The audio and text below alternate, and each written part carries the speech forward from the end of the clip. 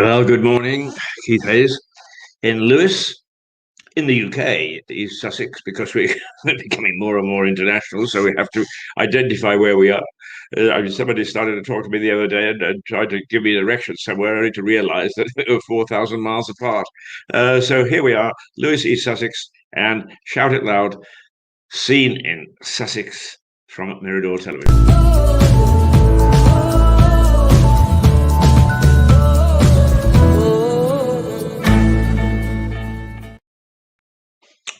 Well, good morning again. And it's a half decent day outside at the moment. In fact, more than half decent. There's a little glow that shows that the sun is lurking somewhere. Whether we're going to see it today or not, I don't know, but it is going to get colder. Uh, and there is a general warning out for snow and bad weather right across East Sussex. Whether that will affect us in this tiny town, but certainly those of you who are watching that outside Lewis, and I know that there are many of you, we could be in for a packet. So stand by and be careful. And particularly with lockdown, with people looking outside and seeing some snow and thinking, oh my goodness me, how wonderful it would be if I could get out there and do it. Remember, this is the last lot that tried it. Okay, a bit different. They've been fined £10,000 each. It's two people who organised a mass snowball fight so that everybody could frolic. In the headlines today, the government is being criticised for a shambles. What the shambles over? Well, I was going to show you, but unfortunately, I haven't had time. The video that I was going to show you was in the wrong format.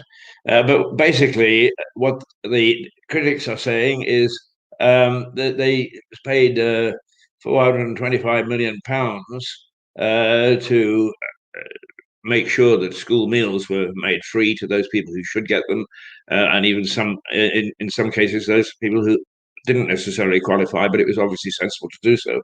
And that what we're saying is that the contract was handed out willy nilly, and that we could have got a better deal. Well, I think that this whole, it is very difficult to know where to stand, in my opinion, for what it's worth. On this will the camera a little bit on what's happened in lockdown, because there have been extraordinary circumstances. And I know that in businesses, and certainly in ours, there have been mistakes made and decisions made that shouldn't have been made, and decisions not made that should have been made, etc., etc. It's widespread. So it's easy to blame people for not doing things, particularly when they're under great pressure. And politicians, of course, are under great pressure from us.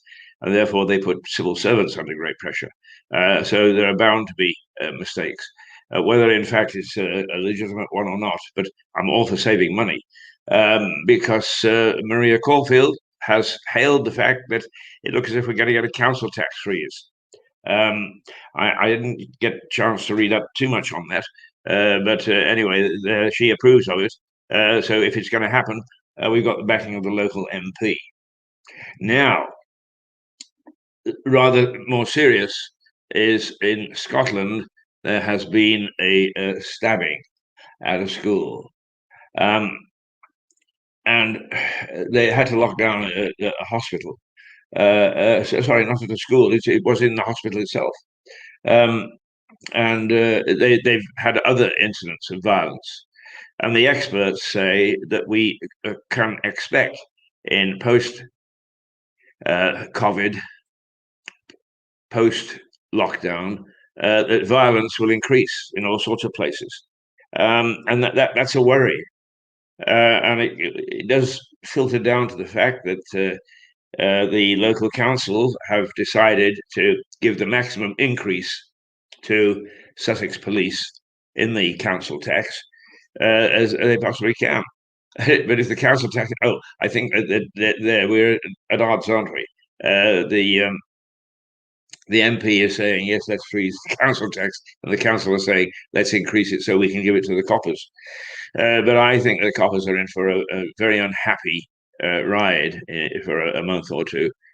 People are ready to spark at the slightest thing, and it's understandable. It is interesting. Um, Now, this happened 20 years ago, to more than 20 years ago.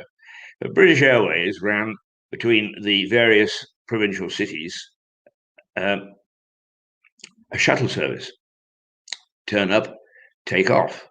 So it didn't matter. You didn't have to say, I'm coming for the 2 o'clock shuttle. You could go for 2 o'clock, and they would actually provide a shuttle for you the moment that the lounge was full. And they started to get attacks on the people handing out free coffee. The coffee was awful. They were awful. The airline was awful. You name it. And these attacks came focused in the shuttle lounge, ready for takeoff, when you've been given a free coffee. Very odd.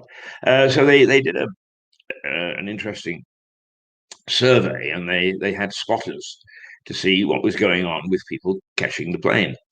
And what they discovered is that there were some people, when they were heading towards the lounge to get on the plane, walked too fast. They just quickened their pace. The adrenaline started to flow. And others walked too slowly because they were trying hard to measure the worry about getting into an aeroplane and being in control or out of control of their own destiny for an hour and a half. And somebody else had total power and control over them. And by the time they got to the lounge, they'd actually worked their way up to explosive, a point of explosion. And the only thing that they could possibly have a go at were the people handing out the coffee. The stewardesses were on board, the captain was on board. They were waiting just for the doors to open and get on board themselves. So the only people left, and because it was a shuttle, there weren't any ticketing things. You actually got a piece of paper in the main terminal, and off you went.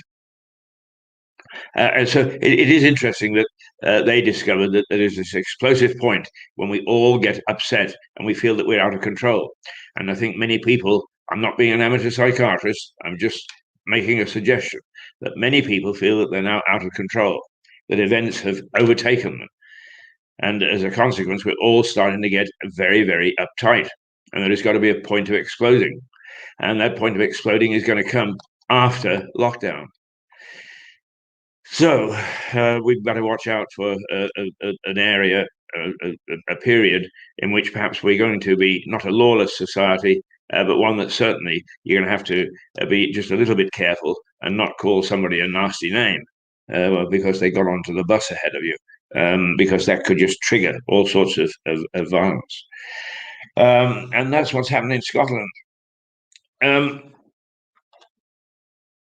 Now, it is possible to get COVID twice, a repeat dose. And that may be much more common, the doctors are now saying, than we ever thought. So if you've had it once, whether you've had the jab or not, if you've had it once, don't think that you can't get it again. It's easy to say, oh, I've had it, but it's not like smallpox or cowpox, which is the way that they actually discovered how to beat smallpox. Is you've had it once, and that's what the vaccination was about, then it would tell you that you can happily go and talk to people with smallpox, and you won't have any any harm. It's not like that at all. You can catch it a second time. So be very careful. And we might climate change is doing funny things to us. Certainly, it's been a violent winter. Many parts of the country have suffered. We here in Lewis have not suffered. Well, we have. I mean, it's rained like hell. It's been miserable. We've had gusty winds, but we haven't had snow. But winters are changing, and now it appears that the summers are going to change as well, and that we're likely to have heat waves in the summer.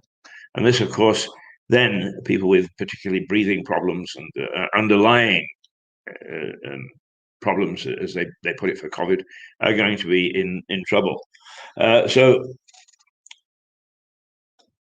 those are basically the headlines this morning. Locally, I think there's not a great deal that's happening, except for the call by the MP for a freeze in the council tax, I don't think that means you don't pay it. What they're suggesting is you don't pay any more. So I must say that mine seems to be rather high, but I think I was paying off sort of a funny situation, which I won't go into because it'll set me off yelling at the local council. And we don't want to do that, do we? No. Let's actually just show you a bit or remind you, because people are adding to us all the time, and they don't know what's gone on yesterday or the day before or last week in this program. We have a couple of programs that are going to be coming up in the next week. Well, one is on already, but we're probably going to import it. One step back, if I may. Technology improves all the time, and one of the things that's been hampering us is that we haven't been able to show sort of 8 or 10 minute videos on this program because we were restricted to 2 or 3 minutes. But now I just had an alert as I switched on this morning that we have a way of doing longer videos, and I've got to take a look at it and get my experts to take a look at it and see how we do that. So for the moment, we have to keep it short. But one of the programs that I would like you to see, so go to miradortelevision.com, is Our Girl Jane, because she is useful, but she's bloody funny as well.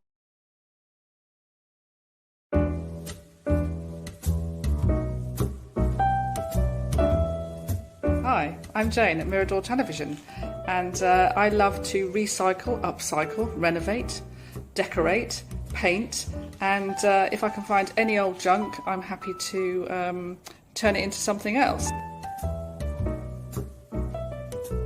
So in the next few months, I'm going to give you some ideas and show you what I'm up to at home, from turning tins into bins, making garden cushions, and my recent find was a Lloyd Loom ottoman, which has a wonky leg, but I'm going to try and renovate the leg and find some lovely fabrics. So lots going on. This week, I'm just going to show you a couple of old cot bumpers that I found hanging around the house from some time ago. And I thought, well, I don't want to waste the foam.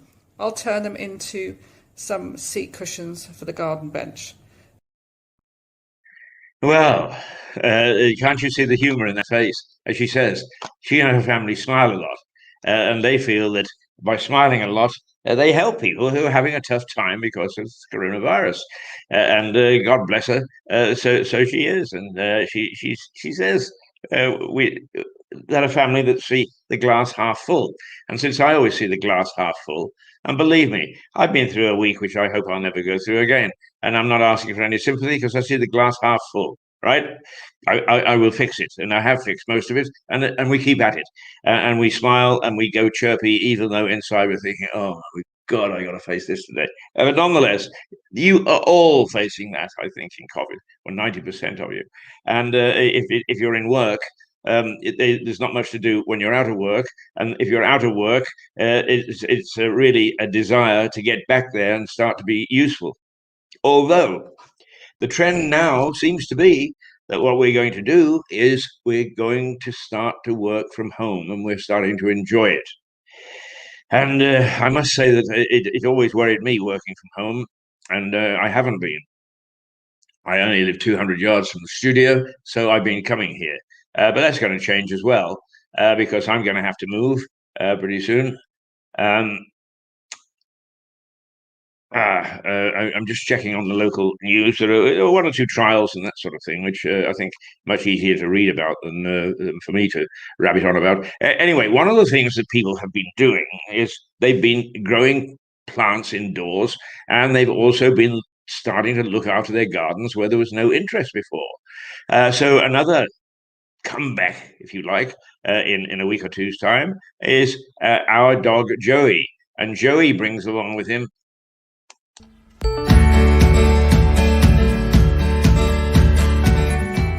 peeps. We're back in Hailsham after 3 weeks. I've had a few issues going on with health and various other stuff, but back to full strength again now. Gardens are looking good. As you can see, the rain is here to help things grow. So our little perennial garden in Hailsham that we've been working on for the last few months is now really coming together. We've got enormous hollyhocks growing. The alliums are all out, cicerantiums.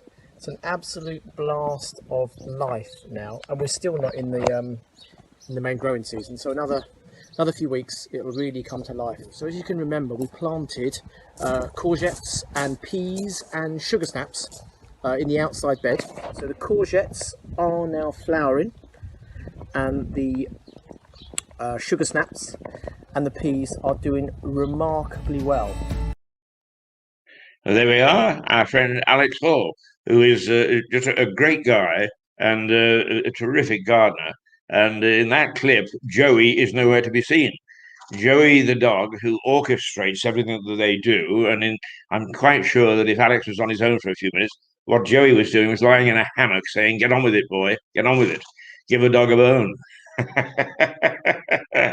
Well, those are two programs which well, you can find some of Alex's former programs, but because of lockdown, we had planned that he had been given, not given, but one of his jobs was to make a heaven, a garden heaven,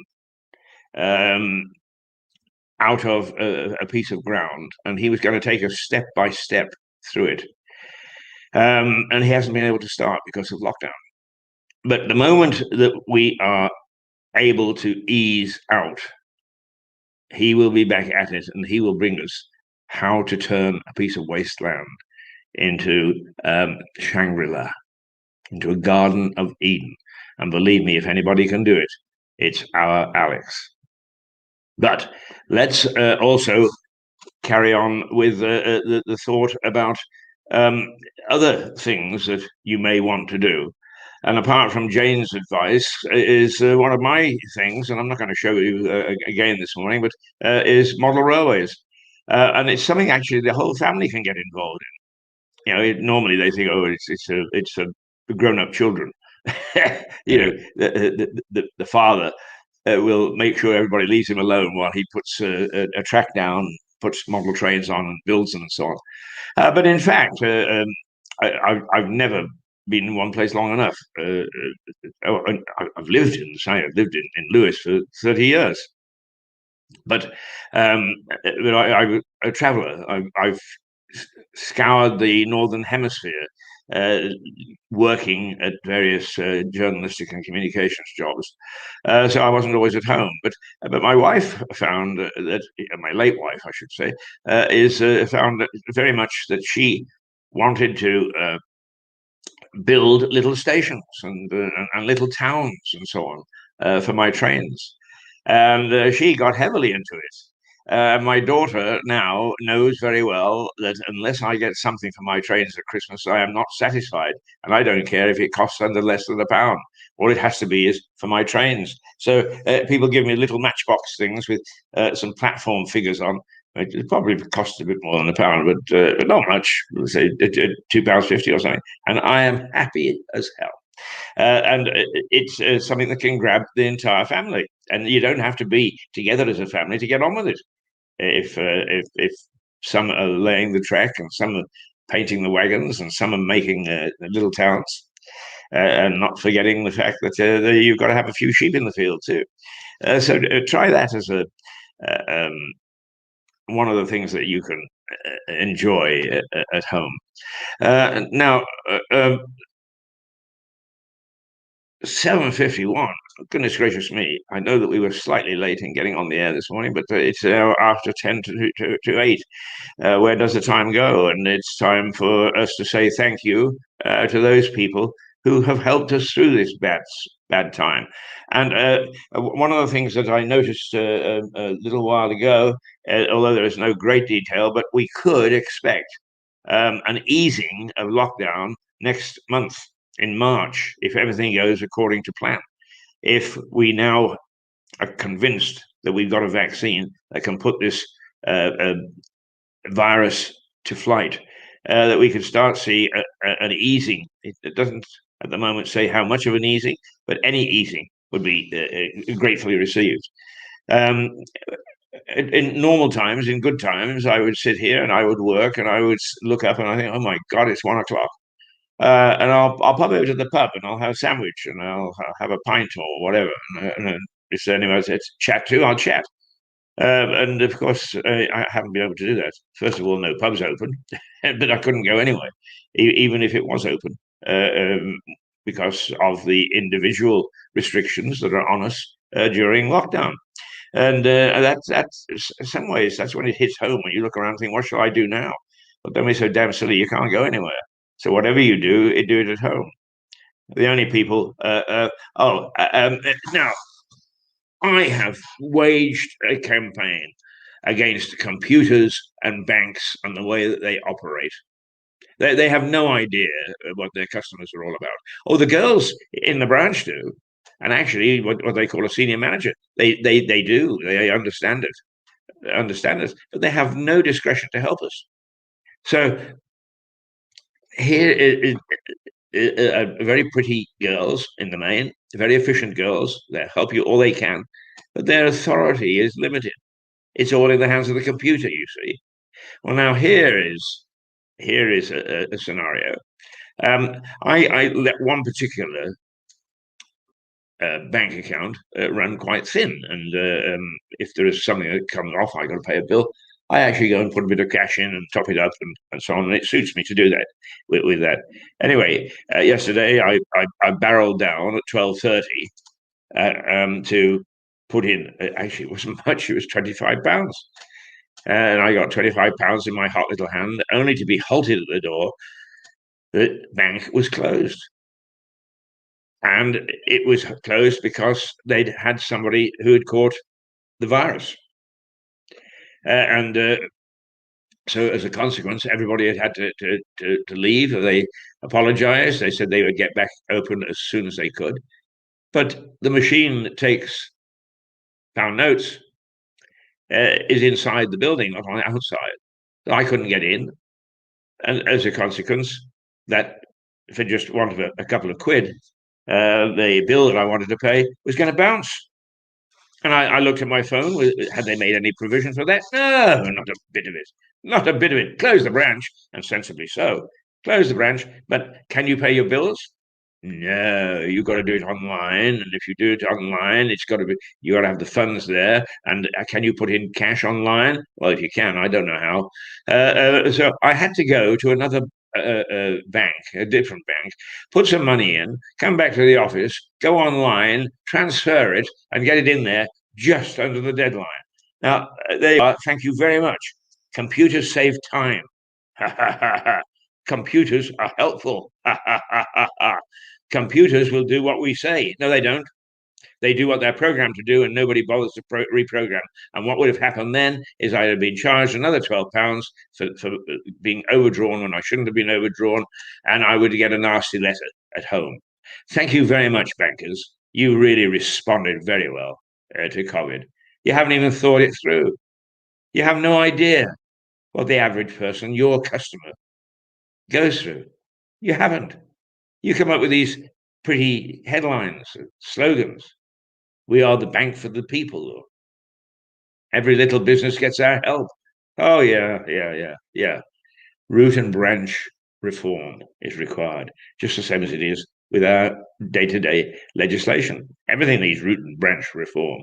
And if there is one good thing to come out of COVID, if there are any good things, it's the realization that our life before was so fat and sassy that none of us were very critical about it.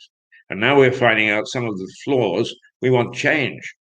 But the people who actually could make the change are still fat and sassy. Thank you very much. It hasn't affected them. But I think there is now amongst us dissatisfaction.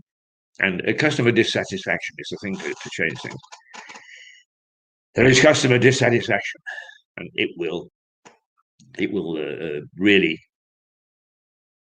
force change, slowly, but force change. And I've talked to our business guru, Paul Fowle, about this, and he's actually said publicly on the air, yes, he said, the banks, the retail banks particularly, have got to change, is that they are out of touch, and he's an ex-banker. And he also said, that the bank gambled with a lot of its customers' money and then asked the taxpayer to bail them out. Well, if I could do that, I'd back off and I would say, banks, you're absolutely wonderful for showing us the way. But I can't do it. I get £12 sting if I try to do it. And as one lady very gratuitously said to me when I was defrauded, we have to be very careful what we do with the bank's money. No, I'm sorry, ma'am. That was my money. And as far as I'm concerned, is the bank defaulted on £1,500. That's a lot. That's a lot. And it did very little to make any attempt to recover it. So if you think that I'm dissatisfied with the banking system, wouldn't you guess? And I will look forward to hearing if there's going to be any reform. The only thing is I don't hold my breath. If I did, I'd turn purple. Very well. What a good what a good time to have a little rant, because we're almost up at the hour. It's almost 8 o'clock. It's 2 minutes to 8. The weather outside not unpleasant. It's sort of a thin cloud, but you can see a tinge here and there of sun. And I'm happy to say that we can probably expect a not too bad day today compared to days that we've had, although the temperatures are continuing to dip. And on the weekend, we can expect it quite cold tomorrow. And we have to watch out for tomorrow because it's the start of the Six Nations, the rugby tournament that takes place each year between England, Scotland, Wales, and Ireland, along with France and Italy. And the first round goes tomorrow, with England at home at Twickenham, just in case you're interested, against what's known as the Old Enemy, AULD, Old Enemy, Scotland. So that's going to be a tussle, and unfortunately plays behind closed doors. I think that the TV companies who show them have been quite clever because they've used sound effects. So if somebody scores, there is a hurrah.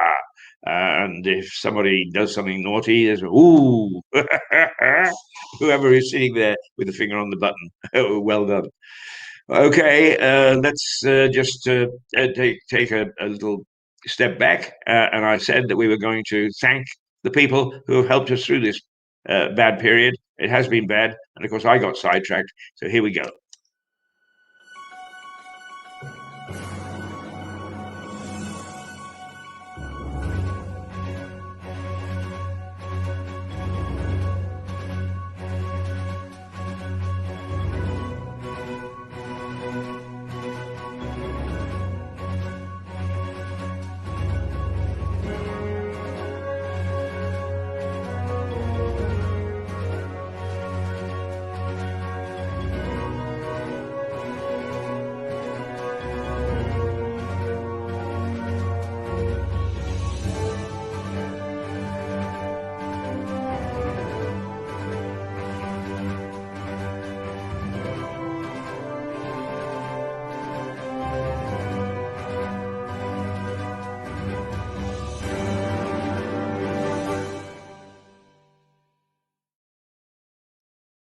Right now, so that's what you can do on Mirador Television. We're gaining audience all the time. The numbers are going up. More and more people are becoming aware of us. We're getting more comment. And this early morning one, we know that we're not hitting people early in the morning. Why should we? Why are they getting up if they can't go out? But also, we don't intend to go up against the big boys. We don't tend to go up the morning programs that Sky puts on or BBC puts on or ITV puts on. Why would we when we don't have the resources that they have? But what we're trying to do is just bring a little smidgen so that you can get used to us and look at some of the things later in the day. So I'm quite happy to, strangely enough, this program seems to get about 40 or 50 viewers, which ain't bad for locally. It's not hundreds of thousands. Nonetheless, I'm not talking to myself anymore. But one of the things that I really enjoy about one of the people that supported us, or one of the businesses that supported us, is the nostalgia.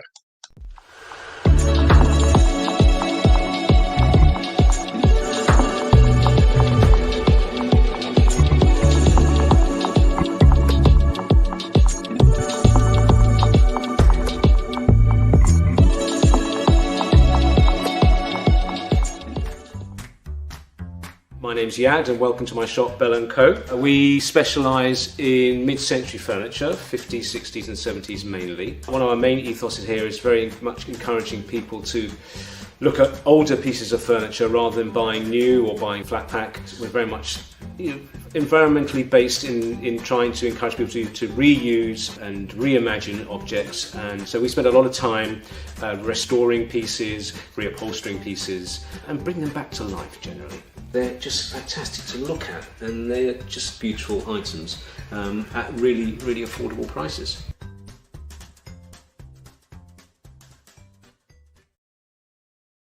Now, one of the things that I like that he's got on show there is the typewriter. For many, many years, long before computers were ever thought of in terms of being in newsrooms and the sort of word processor part that we've got, we would have triple ply paper. And it would have serrated stuff so you could rip it off easily. So you would type a story and rip it off. And then you would use the one to read the news, and then you would put two more into various places so that your colleagues knew that that story was not old or was not brand new, that it had been used before, but was still worth carrying on to the next newscast. And we used typewriters, and we used triple ply paper. You always came out at the end of a day with your fingers smudged with carbon, because that's how you might as well say they were carbon copies. We still use it on emails today. CC, carbon copy, not a carbon copy at all. It's a copy, but but that's right. That was the true carbon copy. And then you would forget, and you'd go like this, and you'd have a smudge across your nose. And you'd be rushing out because you got a heavy date, and you would turn up, and the girl who you never met before would start to giggle, and you wondered why. And then when you went to the loo, there it was, a big mark smeared across your face, which nobody would tell you was there. Oh, those were the days. But anyway, I can remember when I was very, very young. No, when I say very, very young, I was as a young man, and when I first went to Canada, at the age of 18, somebody said, "Would you like a coffee?" And they took this black liquid from a sort of a flask that had been quietly bubbling, and they poured the coffee. And I said, "No, that's not coffee," because up until then I had had chicory essence. It came in a bottle. You could still get it because people actually make liqueurs out of it, but it was a sort of a syrup made out of presumably either the leaves or the root of the chicory tree. And well, I'm getting little bits and pieces that people are either reading or looking at what we have to offer. And you added hot milk, and that was coffee. And actually, it didn't taste half bad. Well, probably tasted awful, really, if you're a coffee aficionado. But the fact is, there wasn't anything else, so that's what you got. And if you didn't like it, tough. So that was very much the idea of coffee to me. Now, I said to somebody when I was in Nero's before lockdown, at one time you went in and you said, "I'll have a cup of coffee." And they would say, "With milk or without?" And you would either say milk or not. And the sugar would be on the table. Now, what size? What sort? Latte, cappuccino, da da da da da. You need, it's a minefield to go through to find out what it is that you want, and your answer about what is it you would like has to be multiple choice for the poor person standing behind the counter ready to do it. There we are. So I talk about that simply because this next company that has helped support us by advertising on our station is full of really good things, which I do enjoy, but I don't totally understand.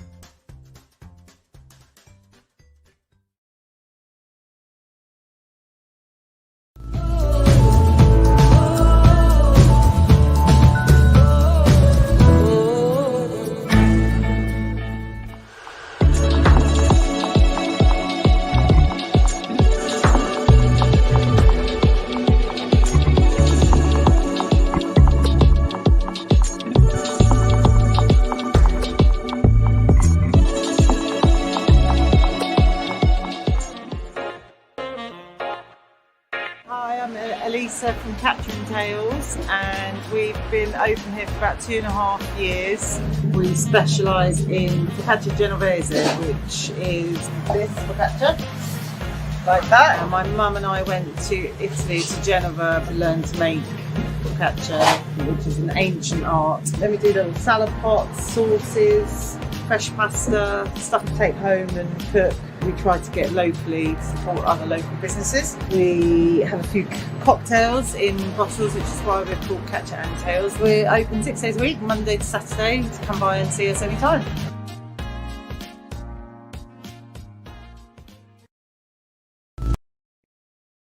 Well, that sort of stuff is very tempting and very lovely. And in fact, once you actually do get your taste buds going, it's excellent. I'm quite amused by an ad at the moment. There's an old chap sitting in a field, and he says something like, I love meat and to veg, and I've eaten meat and to veg all my life. I ate meat and to veg yesterday, but today I'm going to have corn and two veg. Well, I come from an age where I suppose I am still basically a meat and two veg man. That's what I look for in a meal. And whenever anybody serves pasta or that sort of stuff, I get quite excited. I think it's a lot of it is very nice taste. But if I was in a restaurant, I wouldn't order it. It can be meat and two veg. A lot of us still left, but I think that this advertisement is wonderful. But that's not what the girls will be looking for, of course. When we come out of lockdown, this is what they want to do.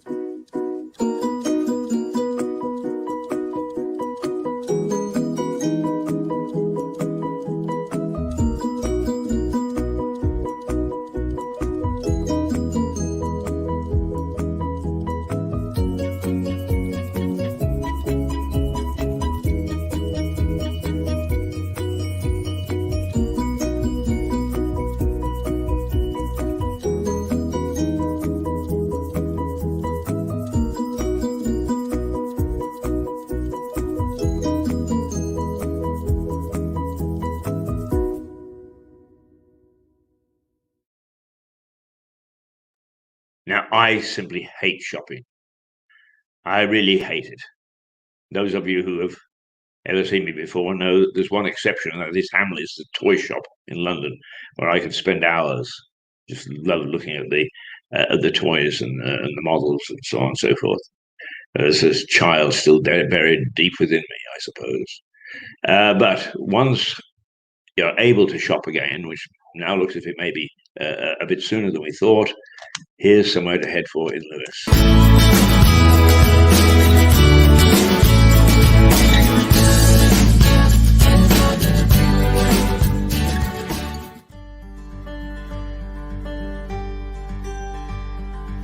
Roundabout has been going for 35 years. We're a dress agency, so what we do is we sell on behalf of people. The customer gets 50% of the price and we take 50%. The online shop is roundaboutlewis.com. I try and update it, daily when things come in. We're open Tuesday to Saturday, 9:30 till 4:30. So if you're looking for gifts or a dress for yourself, why not visit?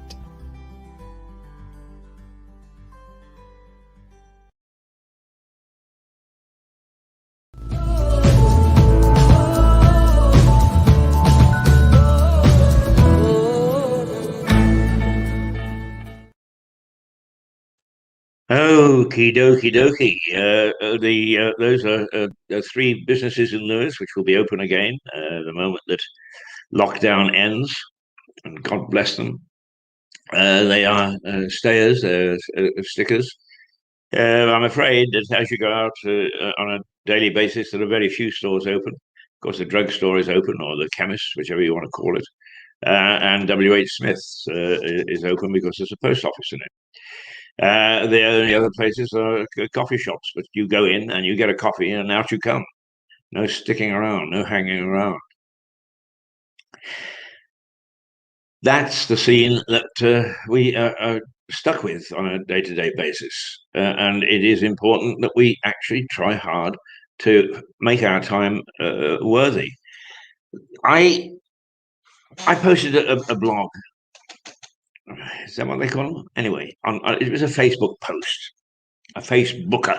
Let's call it a Facebooker. A couple of days ago, because I have been around the world, the northern world. I've never been south of the equator, believe it or not, in all the countries that I've visited and worked in. But I've seen the development of radio and television and of people who started from ground zero, as it were, and never ever had any experience. I mean, one that I'm particularly proud of is a lady called Sophie Shevardnadze. And Sophie, apart from being beautiful, is very talented. You might say that name rings a little bell, and indeed it should. So we sorry, the phone pinged again. It disturbs me, but I need to keep it on because I need to find out what's going on in the world in case something happens and catches us unawares. But Sophie it's a name that may just ring a bell, even though it doesn't come easily to the tongue. And Sophie is the granddaughter of Edward Shevardnadze, who was one of the reformers in the 1990s when Glasnost started, and the nature of the Russian peoples changed, and the wall came down, and the Soviet Union ceased to be and became the Russian Federation, and the other attendant countries, the CIS. And Sophie entered into broadcasting absolutely green, absolutely cold. And now, partly because of her famous family name, but also because she is a beautiful lady who broadcasts with great aplomb, is, of course, magazines like Hello chase after her story and that sort of thing. And I like to think that Sophie benefited from my training. She's very kind. She gives me credit from time to time. But that's not the point. What I've discovered is that in Lewis, just in Lewis, there were three ladies who, one way or another, over the last 3 or 4 years, have flirted with television. And they all turned out to be just first class. One is Lalada Daniels, who is a lovely lady who dedicates her life to looking after older people and working within her community. And she's just a natural broadcaster. And I will show over the next couple of weeks some of her work because it's worthwhile looking at. Another is a lovely young lady who actually abandoned anything to do with television to go and have children. And I think, if I'm not mistaken, that she had twins. But Sophie Harris, who is Sophie can't be any more than about 23 or 24 now, I would have thought. And she was another natural. She just came across extremely well on television. The camera liked her. And the third was a lady you've seen on here, Annie Verrill. And once again, a mother has to look after the children and the family, finds the strain of trying to do television and family life too much. And all three have sort of left the industry. And what a pity, because it takes the world sometimes quite a bit of effort to turn out top class broadcasters. And here in Lewis, we've already turned out three. And probably we'll find others as we go along, hidden in our ranks. And that's quite incredible. And one of my dreams would be that we had something like Sundance. There is a week or 2 weeks or whatever in the States, and it's called the Sundance Academy. It's named after Butch Cassidy and the Sundance Kid. And it's supported by the film stars. Paul Newman is one, and Robert Redford is the other. And it's Robert Redford, actually. I think he was the Sundance Kid.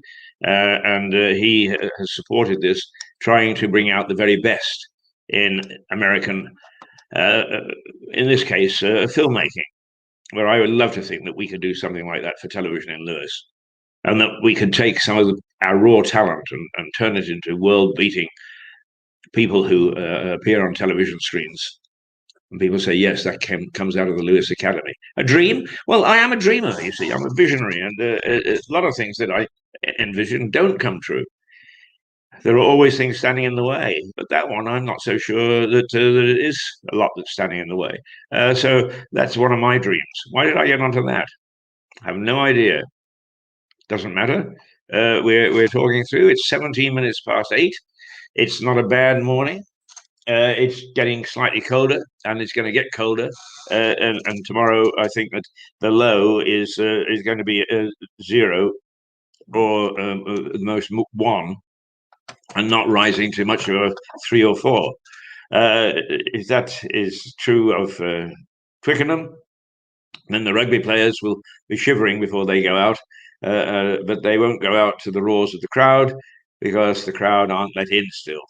But let's hope when we read and we hear people cautiously saying, maybe we can start easing things in March.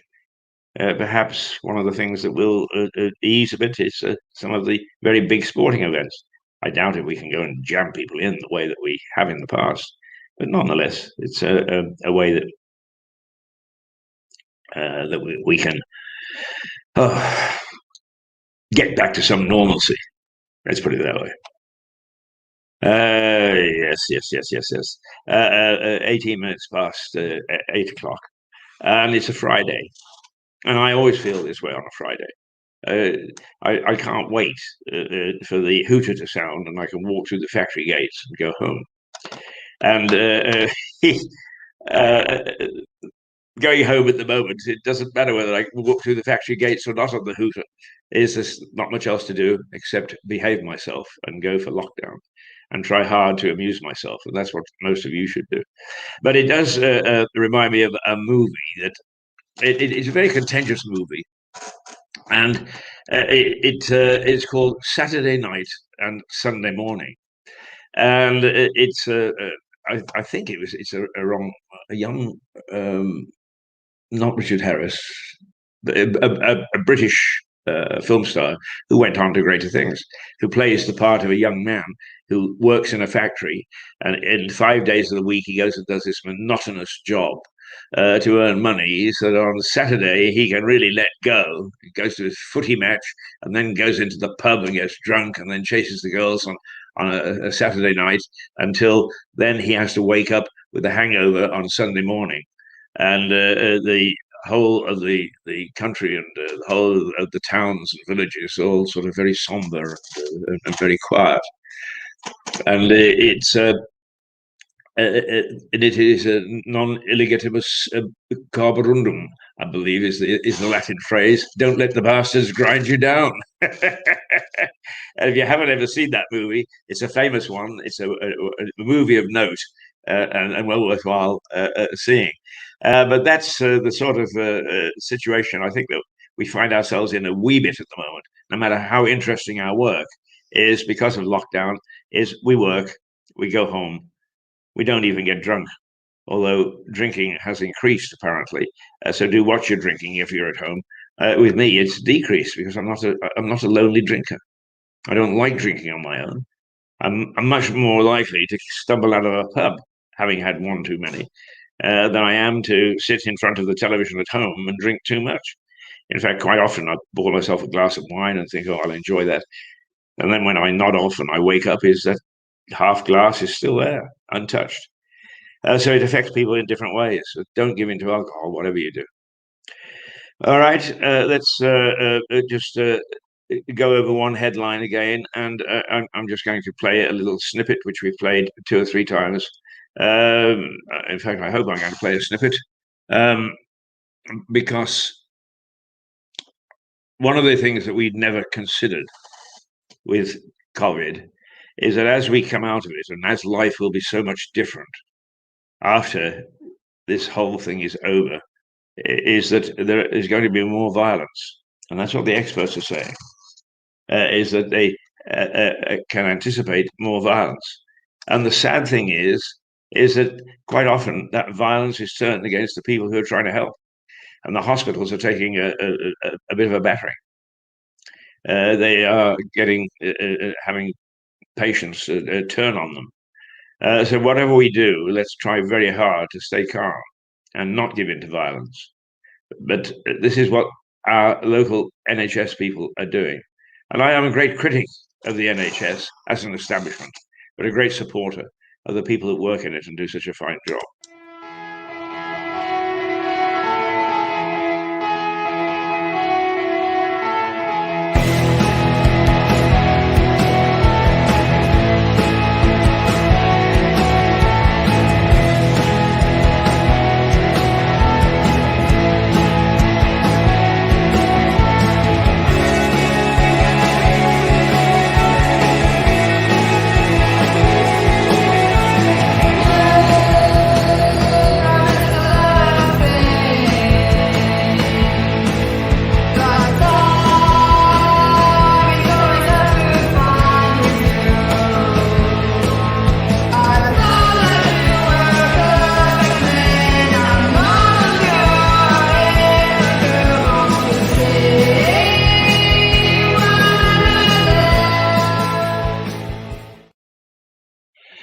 Well, the partly there are the good folk in hospitals and clinics doing a great job in making sure that we get vaccinated, get stabbed or jabbed or whatever word you want to use to make sure that we are getting some sort of defense against this vicious, vicious virus. But the one thing that they can't do is they can't protect themselves against one of our own, one of humankind who decides to get vicious. And there was a stabbing in a hospital in Scotland overnight. And they had to lock down the hospital. In other words, their work came to an end because it became a crime scene. And the experts are warning that we are likely to see post-COVID violence. And let's hope that it is mild. But the local council are pushing for the maximum allowed to increase in the council tax so that we can give the police the resources to look after us. Now, I'm also a critic because I'm a Luddite, you see.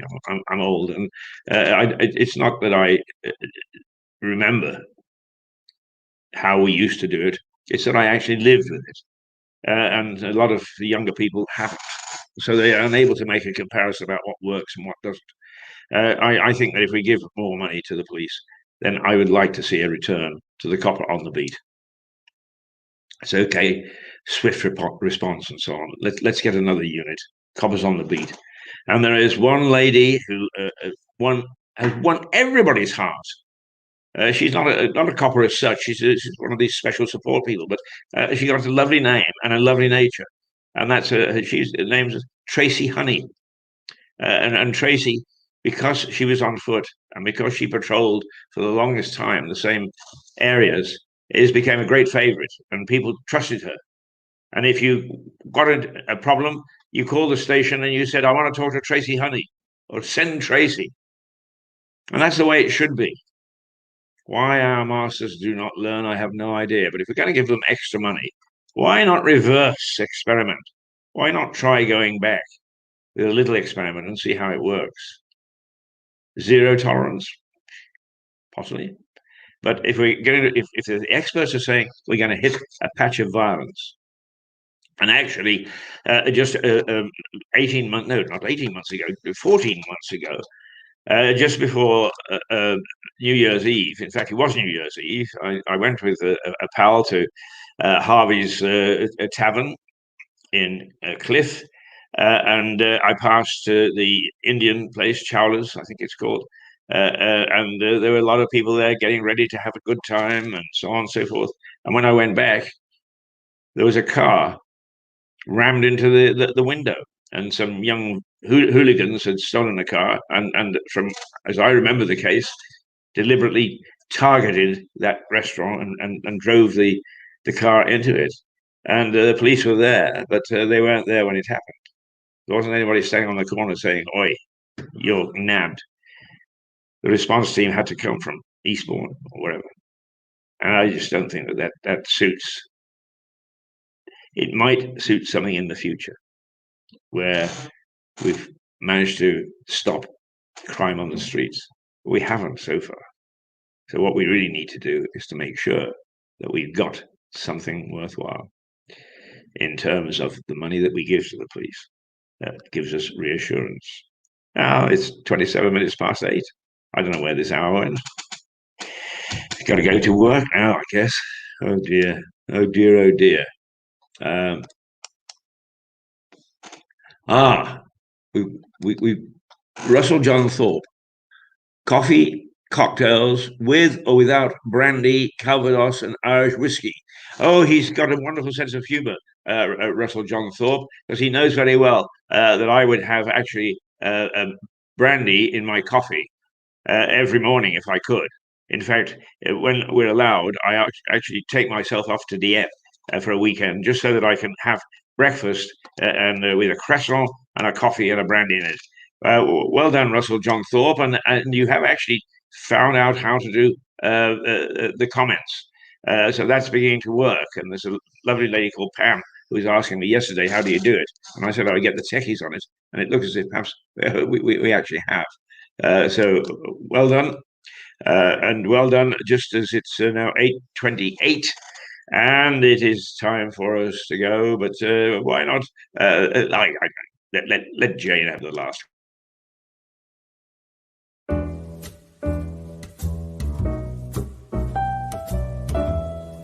Hi, I'm Jane at Mirador Television, and I love to recycle, upcycle, renovate, decorate, paint, and if I can find any old junk, I'm happy to turn it into something else.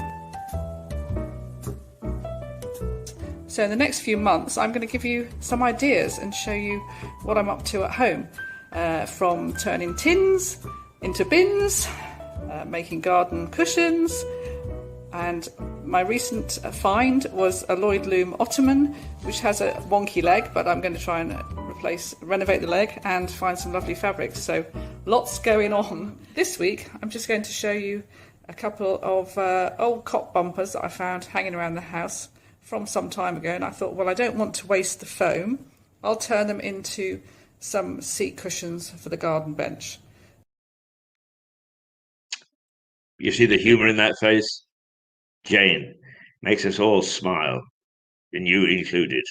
And hopefully, Jane will have her own program designed to make you smile.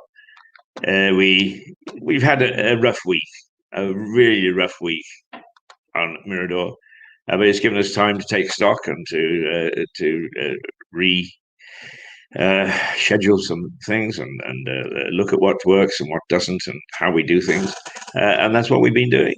So until Monday, when some things will be the same and other things will be different, Keith Hayes from Lewes in East Sussex to our local community and to the world. Toodle-pip.